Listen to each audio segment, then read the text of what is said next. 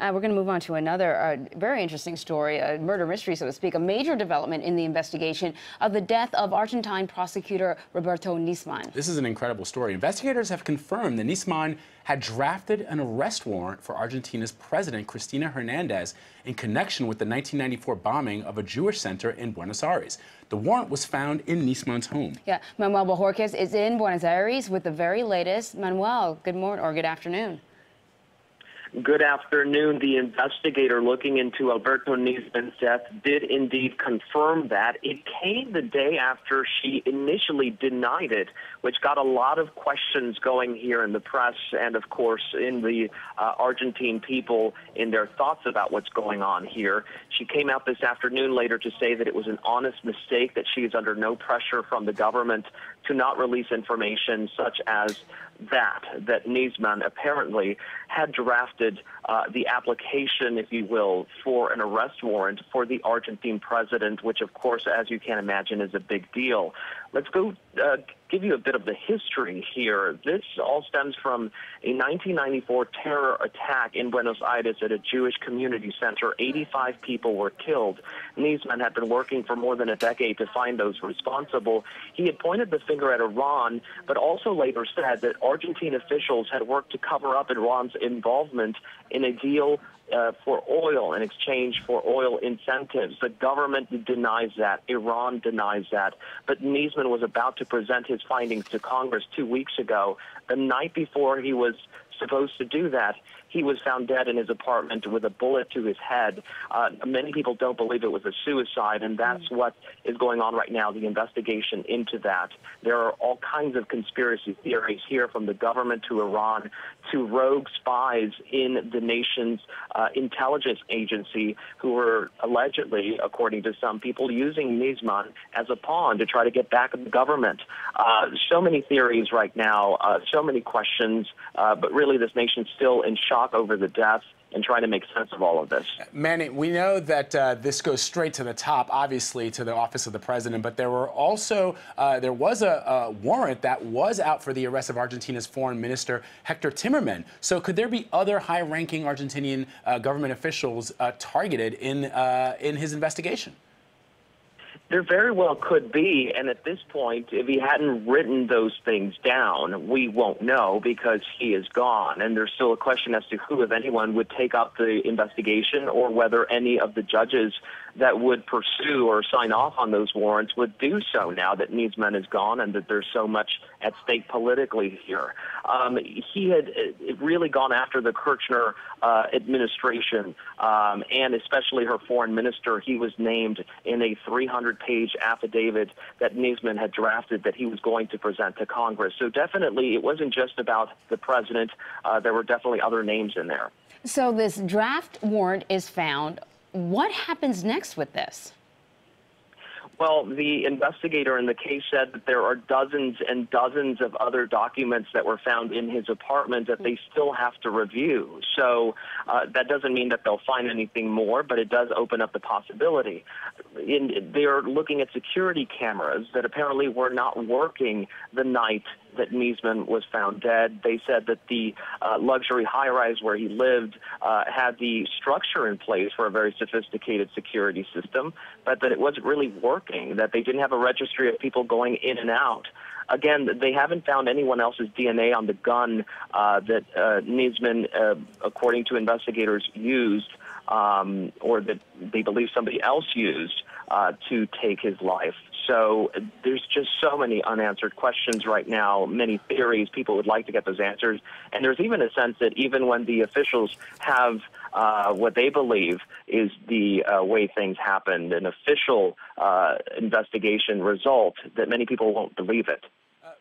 Manuel, the New York Times is reporting that this document, this 26-page document, was found in the garbage. When did that happen? Have we been able to confirm that? When did that happen? And doesn't, to the people in Argentina, seem absolutely bizarre that a document like that would be found in the prosecutor's garbage?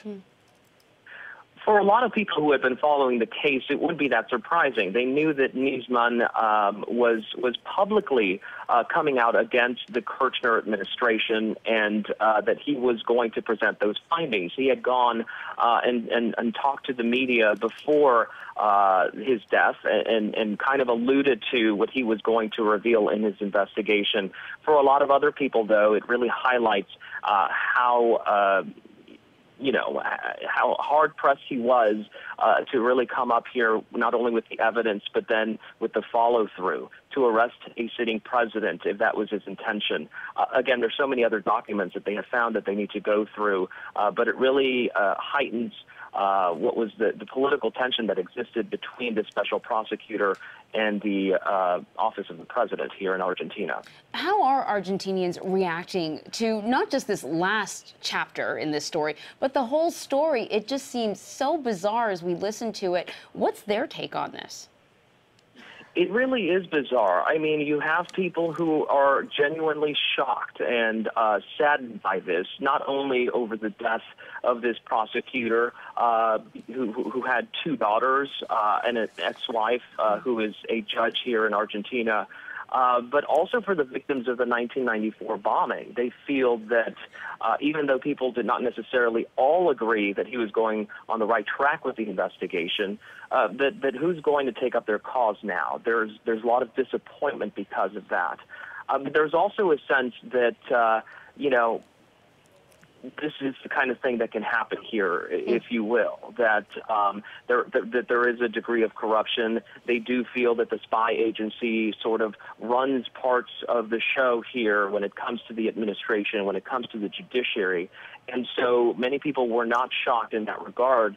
You have to remember that 40 years ago, this was a military dictatorship down here, that there were a lot of deaths that happened as a result of the intelligence apparatus in this country, and there appear to be some vestiges of that. Some people would argue that are left behind, that there are rogue spies, that there are spies that are don't have the nation's best interests at heart, or that are not being controlled as they should be by their government. So it really just has exposed a lot of raw nerves that this nation has known about for decades, but now are really out in the open. And Manuel, specifically those raw nerves, Mr. Nisman was buried last week in a Jewish cemetery investigating this crime, this horrific crime. Do you have a sense, there's also reports now that anti-Semitism is on the rise in the wake of all this. Are you hearing from the Jewish community in Argentina about this? Yeah, this is Latin America's largest Jewish population, Argentina's. And so these are people that have been a part of these communities here and in Buenos Aires for a long time. And while there are reports now of anti-Semitism popping up in the city, we haven't seen anything major, and that has been something that is a relief for people. There may be some minor incidents here and there, but at the same time, we visited the site of the bombing, which is now a new Jewish community center, and the security is very tight. So you do have a sense that there is this nature of protecting themselves from something like that from happening again, or from anybody who may be wanting to cause harm. There are a lot of people who were victims of survivors of the blast, or who had family members who died in the blast, who consider Nisman just another victim now of that same terror attack. There were 85 people who were killed, and someone told us now it feels like there are 86. All right, Manuel Borjorquez, our correspondent there on the ground in Buenos Aires, Argentina. Thank you so much for your reporting, Manny. We appreciate it. Thank you.